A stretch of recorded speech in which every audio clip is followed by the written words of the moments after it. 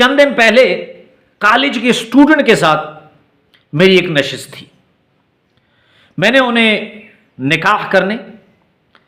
اور نکاح کے بعد کی جو ازدواجی زندگی ہے اس پر میں نے انہیں لیکچر دیا،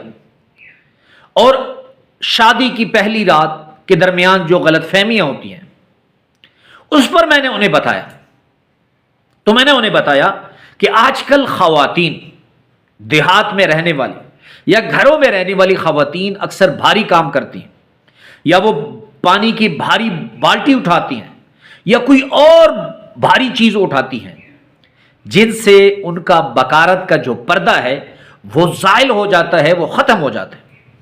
اس کے بعد اگر آپ اسی لڑکی سے ہم بستری کرتے ہیں اور پہلی رات ہم بستری کرنے کے بعد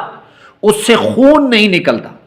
تو اس کی یہ علامت نہیں ہوگی کہ آپ کی بیوی نے کسی سے بدکاری کی ہے. مثلا اگر گھر میں آلو کی بوری ہے یا پیاز کی بوری ہے یا آٹے کی بوری ہے اور لڑکیاں اکثر اٹھاتی ہیں اسے، کسی لڑکی نے وہ چیز اٹھائی اور اس سے اس کی بکارت کا پردہ زائل ہو گیا جو پیاز کے پردے جیسے ہوتا ہے، تو یاد رکھیں آپ کی بیوی جو ہے وہ بدکار نہیں. یہ میں اس لیے کہہ رہا ہوں کہ بہت سے نوجوان لڑکیوں کی زندگیاں اسی وجہ سے برباد ہوئی. ایک نوجوان نے مجھ سے کہا، مولانا صاحب میری بیوی ایسے خوبصورت، کاش میں آپ کی باتیں پہلے سن لیتا تو آج میں اپنی بیوی کو طلاق نہیں دیتا. اور بہت سارے نوجوانوں نے مجھ سے کہا، مولانا صاحب میں اپنی بیوی کو طلاق دینا چاہتا ہوں، میری بیوی قسمیں کھا رہی، میری بیوی قرآن پہ ہاتھ رکھ رہی ہے کہ میں نے کوئی بدکاری نہیں، کسی غیر مرد سے تعلق نہیں رکھا آپ کے علاوہ، لیکن میں اس کی بات ماننے کے لیے تیار نہیں. تو یہ بات یاد رکھے، آج کل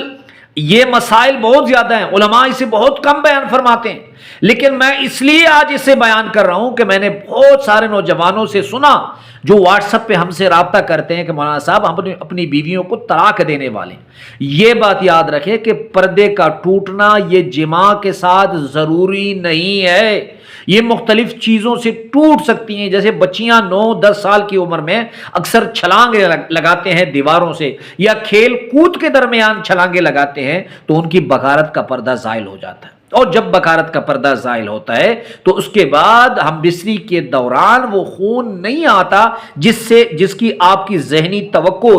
میں توقع ہوتی ہے کہ میں اپنی بیوی سے ہم بستری کروں گا تو اس کی کوارہ پن کی علامت یہ ہوگی کہ اس سے خون نکلے گا. بہرحال لاکھوں نوجوانوں کی زندگیاں بچائیں، نوجوان لڑکیوں کی زندگی بچائیں، اس پیغام کو دوسرے لوگوں تک پہنچائیں. اللہ ہم سب کا حامی و ناصر ہو. وآخر دعوانا ان الحمد للہ رب العالمین.